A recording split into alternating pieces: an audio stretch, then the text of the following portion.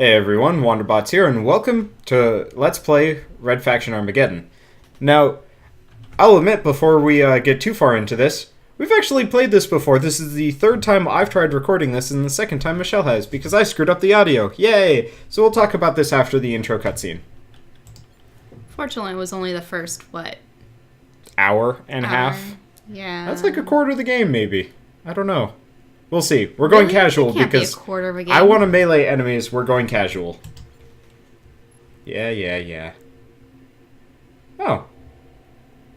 Sweet. So I actually get all my upgrades from the previous playthrough. Yes. We settled Mars over a century ago. Making this dusty rock our home wasn't easy. But the promise that led us across the void was freedom. Something my family's bled for many times. For generations, we Masons have fought for the Red Faction. Many were heroes. But heroes have enemies. And one, a self-styled messiah named Adam Hale, has returned with an army to conquer Mars. It's a war he's losing. Now Hale's cultists have captured the Terraformer, the one thing keeping our atmosphere stable, and plan to destroy it. If the Terraformer goes down, we go down with it. We're approaching the target, so listen up, people.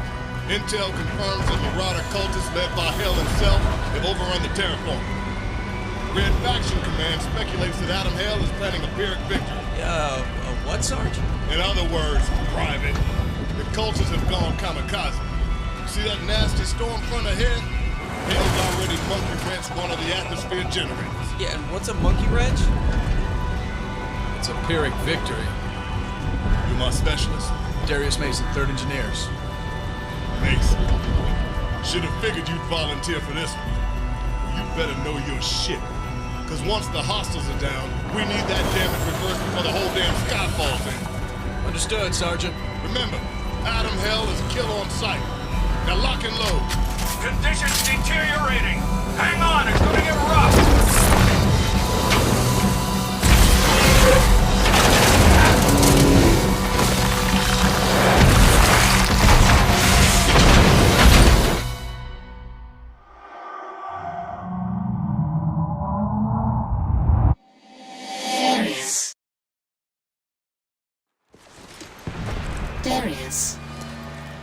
Darius, this is your situational awareness module. Are you still functional?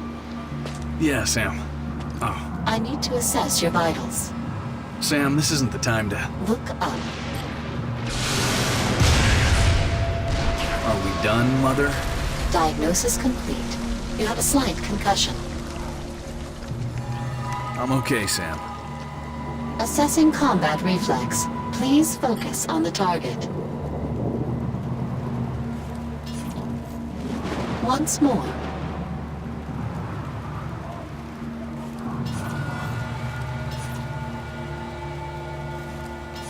Darius, the nanoforge was knocked offline in the crash. I'm rebooting the system. Is it okay?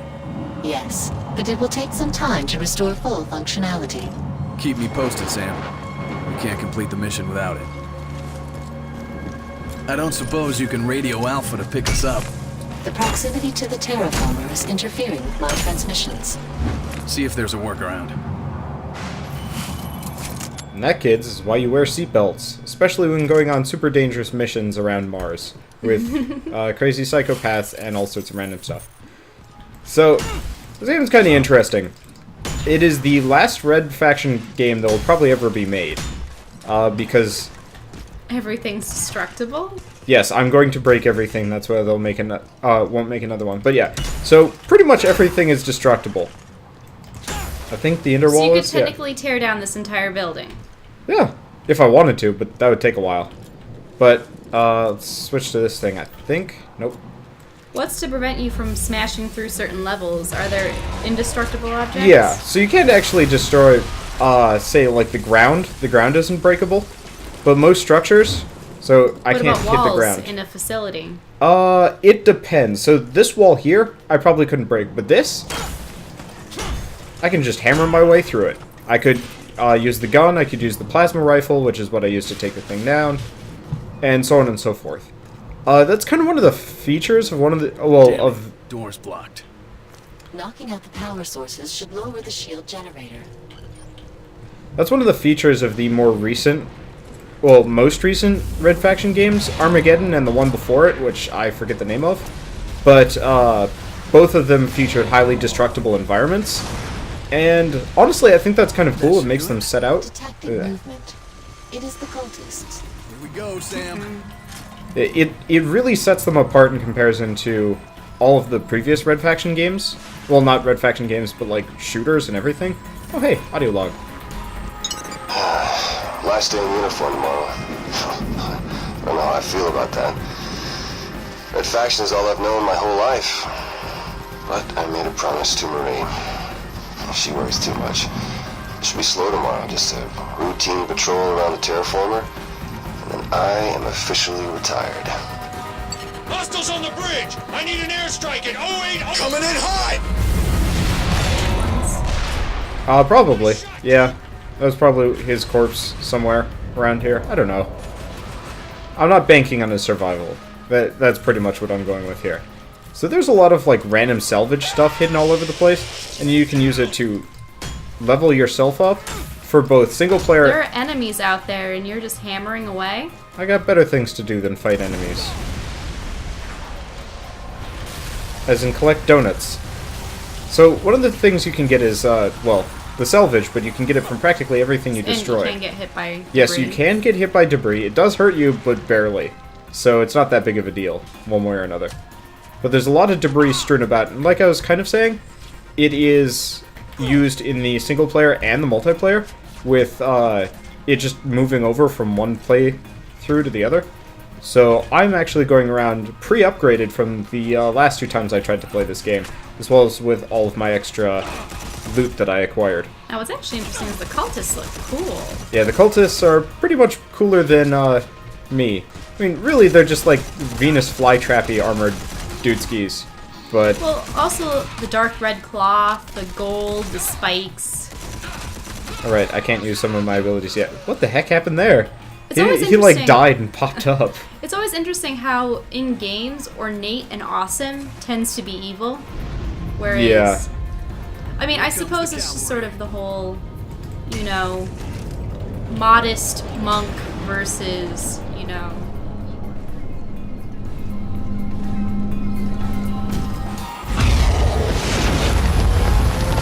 You're on point! Secure the perimeter! All clear, Coop! Roger that. Closing attack on target.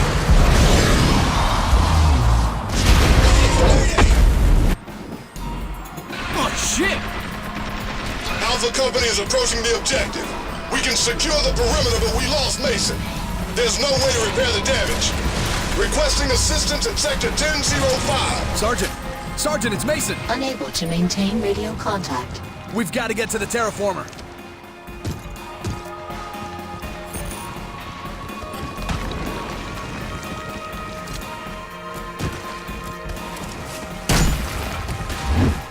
Dennis, I've established radio contact with Sergeant Winters. We can't secure the first objective. I repeat, we are taking heavy casualties at the terraformer entrance. If anyone's out there, Hell's cultists have dug in, and we Sergeant, can't... it's Mason. Mason, thought we'd lost you back there. I was taking a shortcut. That shit ain't funny, soldier. Now get your ass inside and stop Hell before he completes his plan. Roger that. Stay focused in there. It's swarming with hostiles. I kind of like this guy's aesthetic, honestly. The nanosuits aren't terrible. They do definitely feel very, like, Gears of War / Halo inspired. It's interesting that they've shaved them all bald. Yeah. This task force. Well, that's... I mean, that makes sense kind of within the military, because most military men aren't even allowed to have much for, We've got to clear like, them out. a lengthy haircut. Now, I know that in some sci-fi, people actually shave their heads so that they don't have to shower as much, because water is a limited resource. Makes sense. I think in this case, actually, no, I could see that being true, but I think in this case they're just all supposed to be they're all supposed to look like Marines.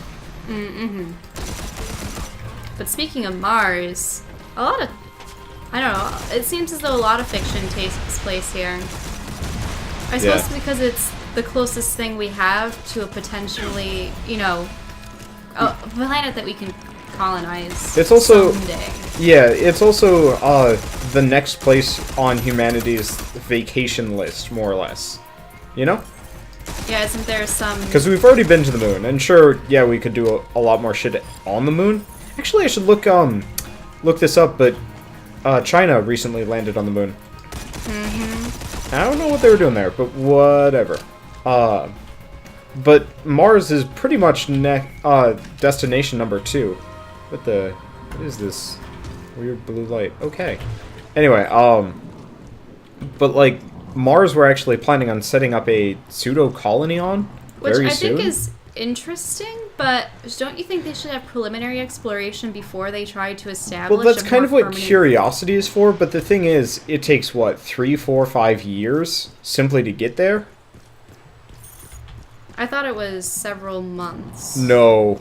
No way. Really? It takes a long... Oh, I don't want to hit that. It takes a long time to get to Mars. It's in the factor of years. There's actually been a study on what it would be like if you took a bunch of scientist type... What the... Okay. Yeah, if you took a bunch of scientist type people and stuck them more or less in a model ship for several years. And the answer is... Mars missions have round-trip flight times of 450 days. So, I guess a little bit Repair over a functionality year. has been restored on the nanoforge. Just in time. But they actually put some scientists in more or less the same spaceship that the Martian explorers, travelers, whatever would be. And it was kind of interesting, Give but you a they've been sit rep, doing... Sam. No movement detected in the cargo bay. Good. I could use a breather. They've been doing preliminary tests up the wazoo. Ooh, that guy got his head blown off. Oh yeah, he did.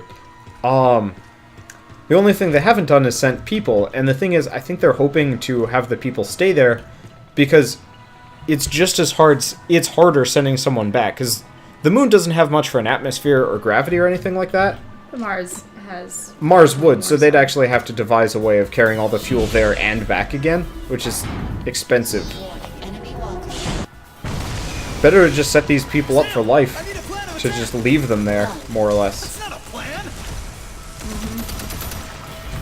I just find it interesting because, oh, let's see, what movies take place on Mars? Well, All there's of them. Mission to Mars. That one is interesting.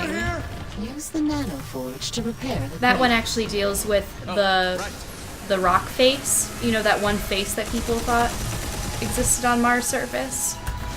Oh, that's how I dodge roll. And it turned out to be some sort of alien presence that had dwelled on Mars until Mars somehow, you know, lost its viability for sustaining life. And then they actually used their DNA to help create humans on Earth, and then they fled the system. So He's not getting up from that. one of the guys who's taken in, he has nothing left back on Earth, really. So what he does is he actually volunteers to go to this distant star system with the alien craft, while everyone else goes back home to Earth. At least those who survive landing on Mars, and then some of the initial, like, sandstorms and crazy defense systems that the ship had. So that one was interesting. And then, I mean, I suppose everyone should be familiar with Total Recall. I'm far more familiar with the Arnold Schwarzenegger one. Yeah, 1990. I think most people only know the New one? modern one, which is... Ah, it's a shame because the old one's better. Yeah, the new one wasn't terrible, it just wasn't right. Anyway, so, I'm actually going to say let's cut this episode off here. This is a great stopping point. We'll go into the Terraformer and continue from there. Sound good to you? Sounds good to me. Alright, we will see you guys in the next episode, and we'll probably talk some more about Mars.